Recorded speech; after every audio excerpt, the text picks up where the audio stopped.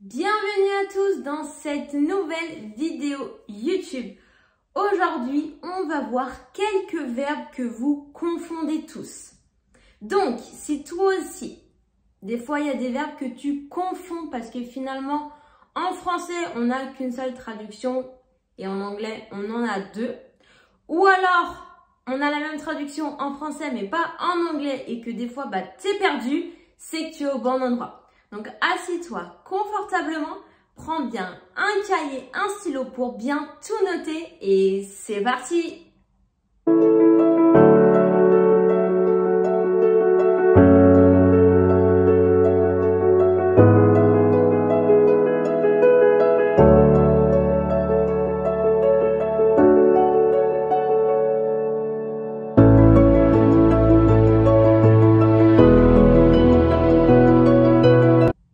Donc, les deux premiers verbes qu'on va voir aujourd'hui, c'est le verbe raise et le verbe rise.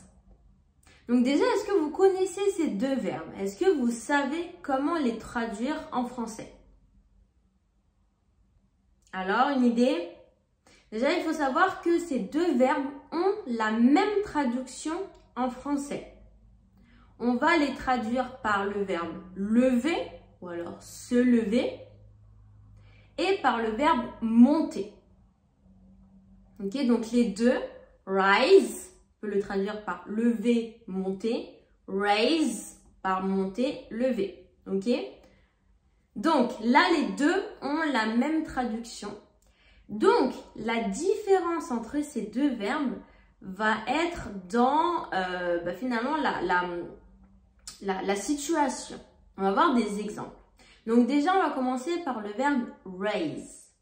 Raise, on l'utilise quand le sujet fait l'action. Je vais donner un exemple. Si je dis I am raising my hands to ask a question. Je lève ma main pour poser une question. Le sujet de ma phrase, c'est I. C'est moi le sujet de ma phrase. Et c'est moi qui lève la main pour poser la question. Donc, I am raising my hand to ask a question. Là, j'utilise raise. Donc, on utilise raise quand le sujet fait l'action, donc l'action de monter ou de lever. D'accord? Donc là, I am raising my hand to ask a question. Je lève ma main pour poser une question. Donc comme c'est moi qui fais l'action de monter, eh bien j'utilise raise. Pour rise, le sujet monte par lui-même. Par exemple, the balloon rises into the sky. Donc là, c'est les ballons qui montent dans le ciel. Donc là, ce qu'il faut retenir, c'est que si le sujet fait monter quelque chose, s'il fait faire l'action, raise. Si le sujet monte par lui-même, rise.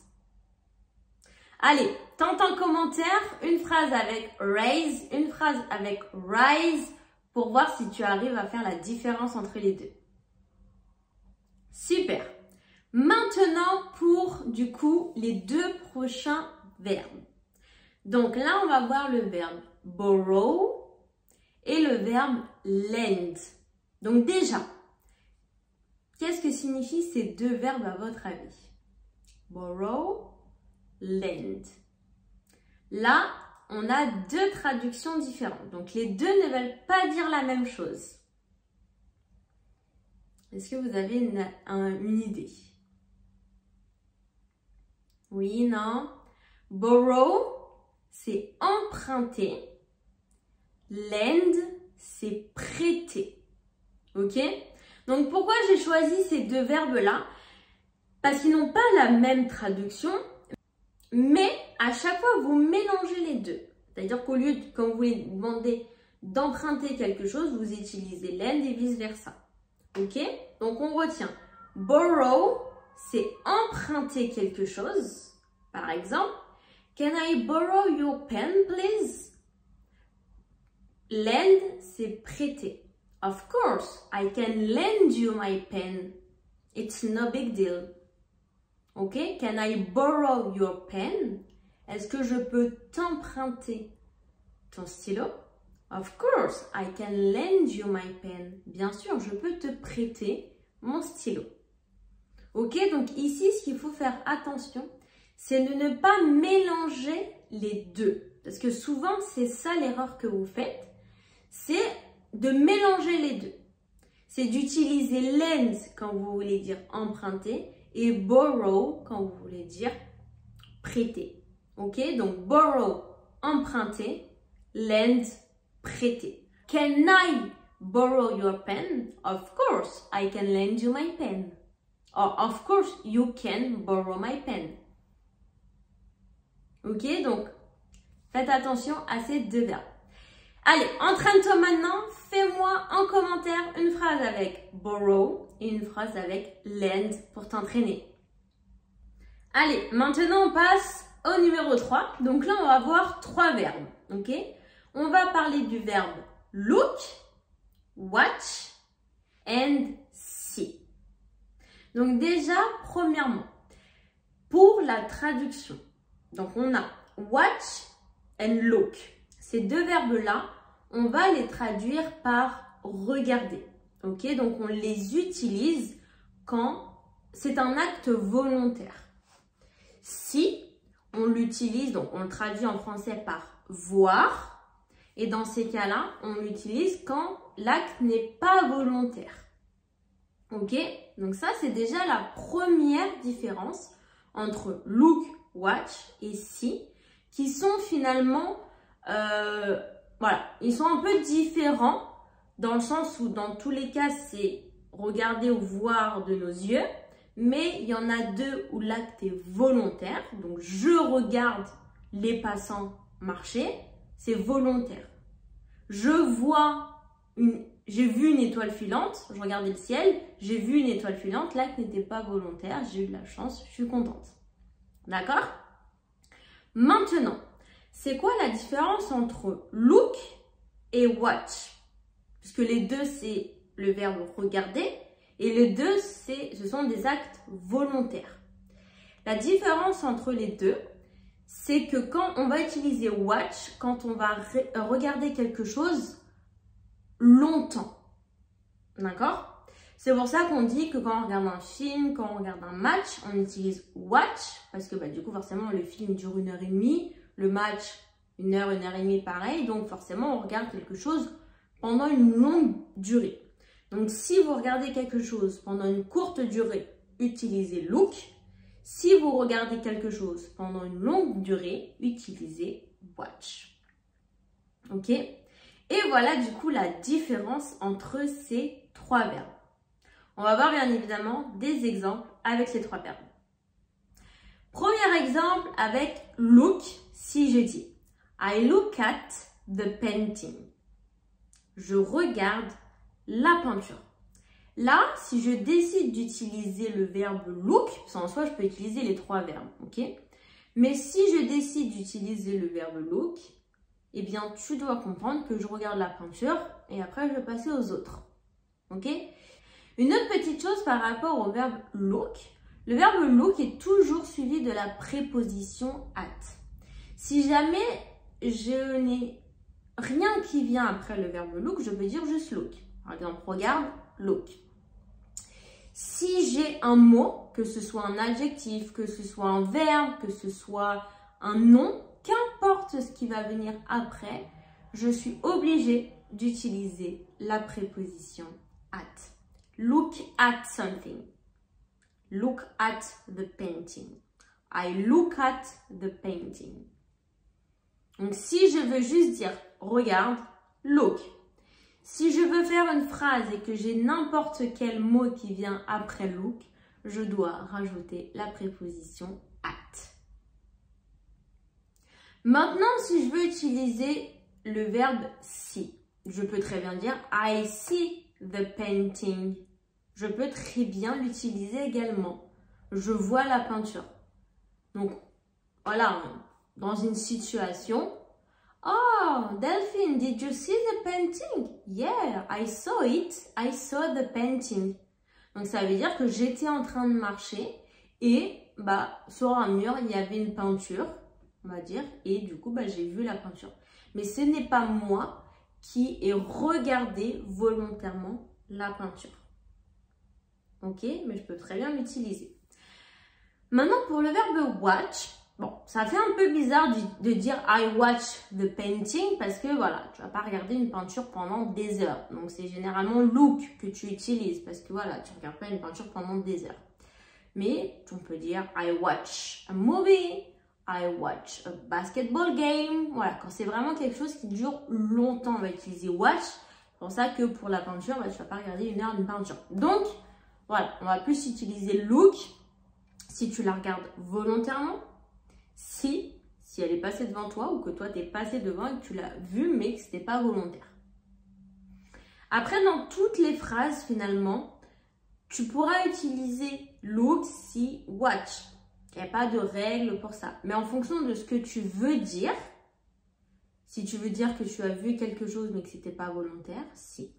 Si tu as vu quelque chose volontairement mais que tu ne l'as pas regardé longtemps, look. Si tu as regardé quelque chose volontairement et pendant une longue durée, watch. C'est surtout ça qu'il faut finalement retenir. Ok? Et tu peux du coup très bien faire la même phrase. I look at the TV. I'm watching the TV. I see the TV. Tu peux faire la même phrase, mais du coup, en fonction du verbe que tu vas utiliser, ça ne voudra pas dire la même chose. Ok? Et voilà donc pour la différence entre watch, see and look. Allez, on y va. Tente en commentaire une phrase avec watch, une phrase avec look et une phrase avec see. Allez, on continue avec le numéro 4. Donc là, on va parler du verbe win et du verbe earn. Alors, est-ce que tu sais du coup par quoi on va traduire ces deux verbes en français? Une idée? Si tu as dit gagner, c'était bien ça. Donc là, les deux verbes, on va les traduire par le même verbe en français. On va les traduire tous les deux par le verbe gagner. Ok? Mais il y a une différence entre les deux. C'est pas toi qui vas utiliser celui que tu veux. Non, il y a une règle à suivre. Pour le verbe win, on va l'utiliser quand on va gagner dans le sens remporter quelque chose. Donc, tu peux remporter un prix, tu peux remporter un jeu, tu peux remporter une compétition. Voilà. Quand tu remportes quelque chose, tu utilises du coup win. Par exemple, I won the lottery. J'ai gagné la loterie. Tu as remporté de l'argent, vu que tu as gagné la loterie. Tu as remporté la loterie, je ne sais pas si ça se dit vraiment, mais voilà, tu as remporté quelque chose. Donc, win. I won the lottery. Maintenant, earn. Earn, on va l'utiliser quand on parle de gagner quelque chose et de... En fait, c'est un mérite, ok? Tu l'as gagné parce que tu as fait quelque chose, tu as fait un effort et du coup, c'est quelque chose que tu as mérité.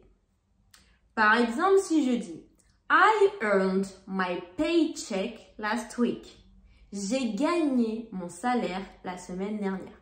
Donc là, c'est un effort. Tu as travaillé pendant une semaine et tu as gagné ton salaire. Donc, you earned your paycheck. En fait, c'est mérité parce que du coup, tu as travaillé, tu as fait un effort et ensuite, tu as gagné. Finalement,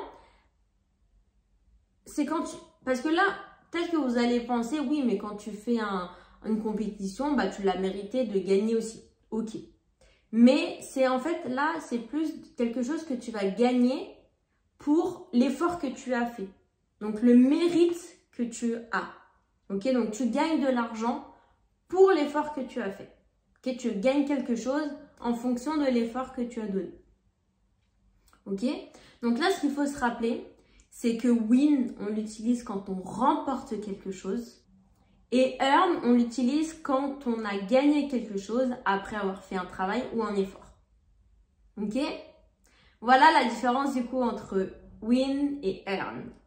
Allez, on tente en commentaire une phrase avec win et une phrase avec earn. Let's go! Allez, c'est parti pour le 5e et dernier de cette vidéo. Là, on va parler de work et job. Donc, job, je sais, c'est pas un verbe, mais des fois, il y en a qui l'utilisent comme un verbe. Donc, on va voir la différence entre work, qui est un verbe, job, qui est un nom. Donc, work, c'est travailler, le travail. Donc, c'est l'activité qu'on fait. D'accord? L'activité, le fait de travailler. Job, on va le traduire par un emploi. D'accord? Donc, c'est plutôt le poste qu'on occupe. Ok? Donc, work, c'est le travail, dans le sens l'activité qu'on fait. Job, le poste qu'on occupe. Donc, notre emploi. Allez, je vous fais des exemples. Par exemple, si je dis I work as a teacher. Je travaille en tant que prof. Là, je parle bien du travail, de l'activité que je fais. I work as a teacher.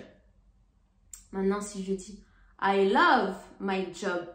J'adore mon emploi. J'adore mon poste. J'adore le poste que j'occupe. I love my job. Ok? Donc ici, ce qu'il faut retenir, c'est que work, c'est l'activité qu'on fait. Donc, c'est le fait de travailler. Et job, c'est un emploi ou le poste qu'on occupe. Ok? Allez, on tente une phrase avec work et une phrase avec job. Let's go! Et voilà, donc c'était les 2 derniers verbes et noms du coup là que vous confondez tous. J'espère que cette vidéo vous a plu et que maintenant, vous allez plus confondre ces verbes et vous allez savoir les utiliser dans des phrases. N'hésitez pas du coup à m'écrire plein de phrases en commentaire. Je vous corrigerai avec grand plaisir. J'espère que vous avez bien pu tout noter. Si toi aussi tu veux en apprendre plus en anglais, commente tout simplement anglais ou envoie-moi un mail avec marqué juste anglais et je t'expliquerai un petit peu du coup ce que je propose, mes formations d'anglais en ligne, mes formations en e-learning et mes formations en visioconférence, je t'expliquerai tout. Et voilà, si jamais tu as aimé la vidéo, n'hésite pas à laisser un petit pouce bleu, ça me ferait énormément plaisir, à t'abonner si ce n'est pas encore fait et on se dit à la semaine prochaine pour la prochaine vidéo. Goodbye!